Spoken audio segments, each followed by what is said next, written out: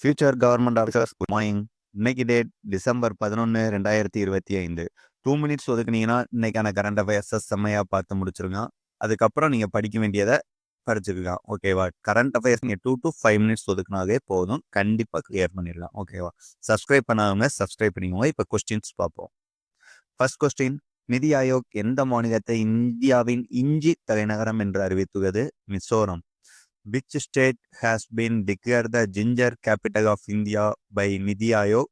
மிசோரம். இங்க இருக்கிற இஞ்சி வந்து தரமாகவும் ருசியாகவும் வாசனையா இருக்குன்னு அறிவிச்சிருக்காங்க.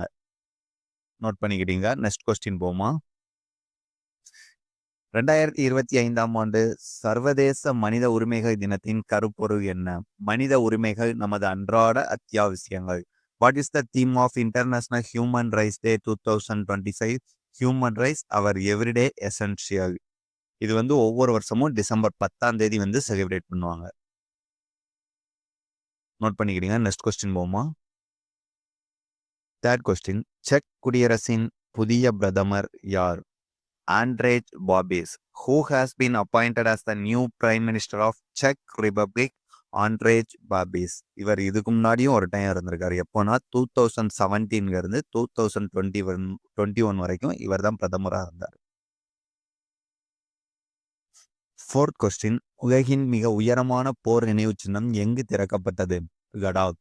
Where was the world's highest war memorial inaugurated? Ladakh. இது வந்து 2020 ஜூன் 15 அன்னைக்கு சீனாவுடன் நடைபெற்ற சண்டைக 20 இந்திய ஆர்மி மேன் வந்து இறந்தாங்க. அவங்க நினைவா வந்து இது வந்து கட்டப்பட்டிருக்கு. நோட் பண்ணிக்கிட்டீங்க. இப்போ கடைசி கொஸ்டின் பார்ப்போம். 2026 ஆண்கள் FID போட்டிக்கு தகுதி பெற்ற ஒரே இந்தியர் யார்? Praggnanandhaa. Who is the only Indian to qualify for the 2026 men's candidates tournament? Praggnanandhaa. Chess போட்டி வந்து 2026 நடைபெறுது. அதுக்கு வந்து பிரக்யானந்தா வந்து தேர்வு பண்ணியிருக்காங்க. ஹோம்ஒர்க் கொஸ்டின் என்னன்னா, செக் குடியரசுடைய முன்னாள் பிரதமர் யார்? இதுக்கான ஆன்சரை வந்து கமெண்ட் செக்ஷன்ல சொல்லுங்க. நீங்க கரெக்டா சொல்லிட்டீங்கன்னா உங்களுடைய ஞாபக சக்தி வந்து 10 out of 10. சேனலை சப்ஸ்கிரைப் பண்ணாதவங்க சப்ஸ்கிரைப் பண்ணிக்கோங்க. நாளைக்கு இன்னொரு முக்கியமான கரண்ட் அஃபேர்ஸை சந்திப்போம்.